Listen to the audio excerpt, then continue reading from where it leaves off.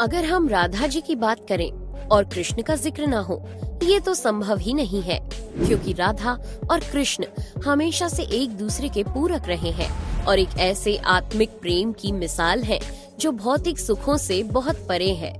यूं तो राधा कृष्ण का प्रेम अनादिकाल से चला आ रहा है, पर द्वापर युग में जब भगवान नारायण ने कृष्ण रूपी अवतार लिया तो संसार को प्रेम का सही अर्थ समझाने के लिए कृष्ण की ही अंश राधा ने यमुना के निकट रावल ग्राम में वृषभान और कीर्ति के यहाँ राधा रूप में जन्म लिया और जन्म के साथ ही राधा और कृष्ण की प्रेम कहानी शुरू हो जाती है। मगर दोस्तों, ऐसी क्या घटनाएं और स्थिति बन जाती है कि राधा को कृष्ण के विरह का सामना करना पड़ता है और कृष्ण क्यों अपनी प्रिय बांसुरी को तोड़ देते हैं? इन सब सवालों के जवाब हम इस वीडियो में जानेंगे। दोस्तों, कहा जाता है कि राधा जन्म से अंधी थी और स्वर्ग लोक से ये वचन लेकर ही पृथ्वी लोक आई थी कि जब श्री कृष्ण की प्रथम दृष्टि उन पर पड़ेगी तभी वो संपूर्ण जगत को देखेंगी, अन्यथा नहीं। तो देखा आपने कैसे शुरुआत से ही दोनों एक दूसरे से जुड़े रहे हैं। बचपन से ही कृष्ण अपनी लीलाओं और बांसुरी की मधुर धुन से पूरे बरसाना वासियों का मन मोहित करते रहते हैं और राधा और कृष्ण तो 8 साल की उम्र से ही अपने प्रेम का आनंद लेने लगे थे। श्री कृष्ण को अपने जीवन में राधा और बांसुरी दो ही सबसे प्रिय थे, जो आपस में एक दूसरे से गहराई से जुड़े थे। जब भी श्री कृष्ण बांसुरी बजाते, राधा उनके पास दौड़ी चली आती और घंटों बांसुरी की धुन में मग्न रहती, जो उनके प्रेम को और बढ़ाता गया। वो यमुना नदी के तट पर बैठकर घंटों समय व्यतीत करते थे, पर उनका ये सुखद समय कुछ ही वर्षों का था, क्योंकि जैसे कृष्ण के मामा कंस को उनके वृंदावन में होने का पता चला, उसने तुरंत ही कृष्ण को मथुरा में युद्ध का निमंत्रण दे दिया, जिसके लिए कृष्ण को अपनी यशोदा माँ और पूरे गांव के साथ राधा को भी छोड़कर जाना था। कृष्ण और राधा दोनों को पहले से पता था कि कृष्ण अब वृंदावन वापस कभी नहीं आ पाएंगे और बहुत समय तक एक दूसरे से मिल भी नहीं पाएंगे।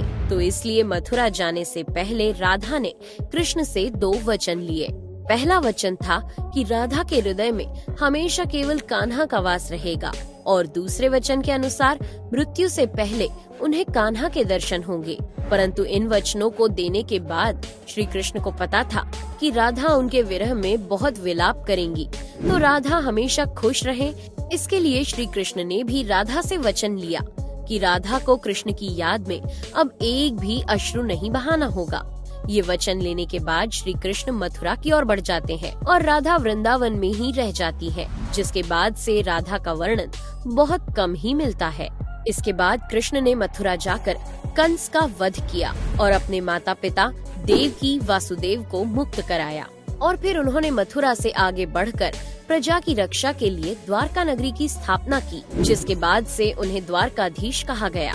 कृष्ण द्वारका में रुक्मिणी और सत्यभामा से भी विवाह करते हैं। साथ ही इनके अलावा भी कृष्ण की 16,108 रानियां थी, जिनमें से रुक्मिणी कृष्ण की सबसे प्रिय पत्नी थी। उन्होंने केवल कृष्ण की छवि को देखकर ही उन्हें अपने मन में बसा लिया था और कृष्ण से विवाह के लिए वो अपने भाई रुक्मी के विरुद्ध भी चली गई थी। प्रेम पत्र के माध्यम से कृष्ण को बुलाकर और कृष्ण के साथ भाग गई थी। फिर उन्होंने कृष्ण के साथ द्वारका नगरी में सुखपूर्वक अपना जीवन व्यतीत किया और कृष्ण भी अपने दैवीय कार्यों में लीन हो गए। दोस्तों, आजकल तो हम भौतिक विवाह को ही सच्चे प्रेम का माध्यम मानते हैं, पर राधा और कृष्ण तो एक ऐसी मिसाल है जिन्होंने तो कभी विवाह ही नहीं किया, केवल अपने मन और हृदय से एक दूसरे को प्रेम किया और उसी सच्चे प्रेम से एक दूसरे से हमेशा बंधे रहे। दोस्तों, राधा और कृष्ण के प्रेम की बहुत सी अलग अलग कथाएं हैं और उनमें से एक प्रचलित कहानी ये है कि श्री कृष्ण कभी कभी सोते ही राधे श्री राधे बोल पड़ते थे, जो श्री कृष्ण की रानियों को अच्छा नहीं लगता था। तो एक बार रुक्मिणी ने श्री कृष्ण से कहा कि हे प्रभु, प्रेम तो हम सब भी आपसे करते हैं, पर ऐसा राधा जी में क्या है जो आप सोते हुए भी उन्हें याद करते हैं? तो कृष्ण बोले, तुम एक बार राधा से मिलाओ, फिर तुम्हें खुद ही पता चल जाएगा और उनके लिए कुछ लेते हुए भी जाना। जिसके बाद रुक्मिणी राधा जी के लिए बहुत गर्म दूध ले जाती है और राधा के महल के द्वार पर पहुंचती है, जहां वो तेज और ओजवान स्त्री को खड़ा देखती है तो उनसे पूछती है कि क्या आप ही राधा हो? तो वो कहती है, नहीं, मैं राधा नहीं, उनकी सेविका हूँ। राधा रानी तो 7 द्वार के अंदर मिलेंगी।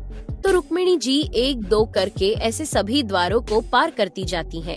दोस्तों, जब वो राधा रानी के कक्ष में पहुंचती है तो उन्हें पता चलता है कि राधा कई रातों से कृष्ण नाम जपते हुए जागती रही है और अभी ही उन्हें निद्रा आई है। रुक्मिणी राधा की सखियों से कृष्ण द्वारा मिलने के लिए कहने के बारे में बताती है तो उतने में ही राधा उठ जाती है और कहती है कि कृष्ण ने आज मुझसे मिलने के लिए किसी को भेजा है। रुक्मिणी आश्चर्यचकित हो जाती है। केवल कृष्ण जी का नाम लेने से राधा जागृत हो गई और उन्हीं के बारे में पूछने लगी। इतना ही नहीं, जब राधा को पता चला कि कृष्ण ने उनके लिए प्रसाद भेजा है तो वो बिना कुछ सोचे रुक्मिणी से वो गर्म दूध लेके पी जाती है, जिसे देखकर रुक्मिणी हैरान रह जाती है। फिर वो राधा जी से बातें कर वापस आ जाती है। ये सब हो जाने के बाद जब रात्रि के समय रुक्मिणी श्री कृष्ण के पैर दबाती हैं, तो देखती हैं कि उनके पैरों में छाले पड़े हुए हैं, जिसे देखकर वो हैरान रह जाती हैं और पूछती हैं कि प्रभु, आप कहाँ पैदल गए थे जो आपके पैरों में छाले पड़ गए? तो श्री कृष्ण बोले, आपने गलती से राधा जी को गर्म दूध पिलाया था, जो राधा एक ही बार में पी गई थी, जिससे उनके हृदय में छाले पड़ गए हैं और उनके हृदय में हमेशा मेरे चरण कमल विराजमान रहते हैं, जिससे मेरे पैरों में भी छाले पड़ गए। तब फिर रुक्मिणी को राधा और कृष्ण के प्रेम की पराकाष्ठा का पता चलता है कि प्रेम शरीर से नहीं, आत्मा से होता है, जो हमेशा राधा के हृदय में कृष्ण के चरण कमल के रूप में विराजमान रहता है। एक कथा में आता है कि ब्रह्मा जी ने पृथ्वी लोक आकर वृंदावन में पहले राधा और कृष्ण का विवाह करवाया था, पर इसके बारे में ज्यादा जानकारी नहीं है। राधा भी वृंदावन में कृष्ण की भक्ति के साथ अपना जीवन व्यतीत करने लगती है और कहा जाता है कि यादव पुत्र अभिमन्यु या आयन से उनका विवाह भी हो जाता है। पर अभिमन्यु को महर्षि दधीची का श्राप था कि अगर वो राधा को छुएगा तो भस्म हो जाएगा। इस प्रकार राधा विवाह के पश्चात भी कृष्ण के प्रेम से स्वतंत्रता पूर्वक जुड़ी रहती है। बहुत वर्षों बाद जब राधा अपना वैवाहिक जीवन बहुत अच्छे से निभा लेती है, वो समस्त जिम्मेदारियों से मुक्त हो जाती है, तो फिर वो कृष्ण के पास द्वारका आती है। द्वारका पहुंचने के पश्चात राधा और कृष्ण आपस में मौन रहते हुए मन की अभिव्यक्तियों से घंटों एक दूसरे से बातें करते रहे। कृष्ण के अलावा द्वारका में राधा को कोई पहचान भी नहीं पाया। फिर राधा कृष्ण के महल में निवास करने लगी और कृष्ण ने भी उन्हें महल में देविका के रूप में नियुक्त किया, जिससे राधा महल में काम करने के साथ साथ समय मिलने पर कृष्ण की भक्ति और उनसे प्रेम पूर्वक बातें कर सकती थी। परंतु कृष्ण तो अब अपने राजपाट व अन्य कार्यों में व्यस्त रहते थे। दूसरी ओर राधा अपने पुराने कृष्ण को ही याद करती थी, तो कृष्ण का पुराने दिनों जैसा साथ ना पाकर राधा का मन और अधिक व्याकुल रहने लगा और उन्हें डर सताने लगा कि कृष्ण की जो मनोहर छवि उनके हृदय में है वो कहीं धूमिल ना हो जाए। इसी डर से राधा ने चुपचाप तरीके से राजभवन और द्वारका नगरी भी छोड़ दी।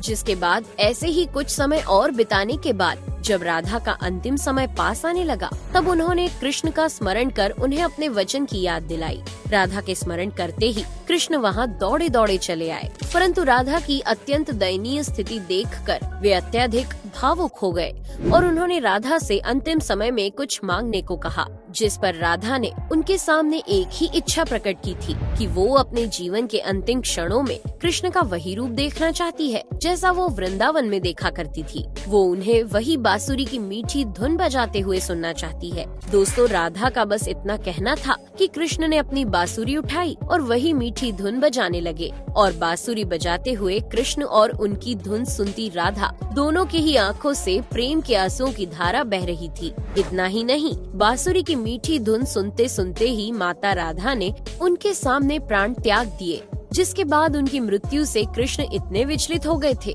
कि उन्होंने अपनी प्रिय बांसुरी को वहीं तोड़कर फेंक दिया था। तो ऐसे राधा की मृत्यु के साथ ही कृष्ण ने बांसुरी से भी हमेशा के लिए मुख मोड़ लिया। क्योंकि बांसुरी और राधा का एक अद्भुत रिश्ता था।